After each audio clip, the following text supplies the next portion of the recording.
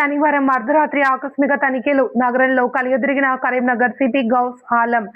శనివారం అర్ధరాత్రి Karimnagar police commissioner Ghouse Alam IPS ఆకస్మికంగా నగరంలో పర్యటించి శాంతి భద్రతల పరిస్థితిని స్వయంగా పర్యవేక్షించారు.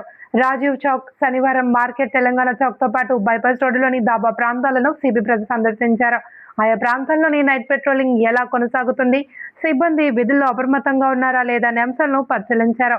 నిర్దేశిత సమయం ముగిసిన అనంతరం కూడా కొనసాగుతున్న హోటళ్లు, దాబాలు, టీ షాపులు, పాన్ షాపుల యజమానులతో సిపి స్వయంగా మాట్లాడి సమయపాలన పాటించాలి అని హెచ్చరించారు. నిబంధనలకు విరుద్ధంగా షాపులను నిర్వహిస్తే చర్యలు తప్పవని స్పష్టం చేశారు. అనుమతించిన సమయం దాటిన తర్వాత కూడా వ్యాపార కార్యకలాపాలు కొనసాగిస్తున్న షాపుల యజమానులకు నోటీసులు జారీ చేయాలి అని స్థానిక పోలీసు అధికారులను సిపి ఆదేశించారు. నగరంలో శాంతి భద్రతల పరిరక్షణ, ప్రజలకు భద్రతా భావన కల్పించడమే లక్ష్యంగా నైట్ పెట్రోలింగ్ ను మరింత పటిష్టం చేయాలి అని సిపి అధికారులను ఆదేశించారు.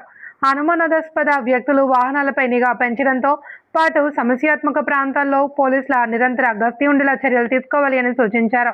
ప్రజల భద్రత విషయంలో ఎలాంటి రాజీ లేకుండా పోలీసులు నిరంతరం అప్రమత్తంగా ఉంటారని సిపి గౌస్ ఆలం తెలిపారు.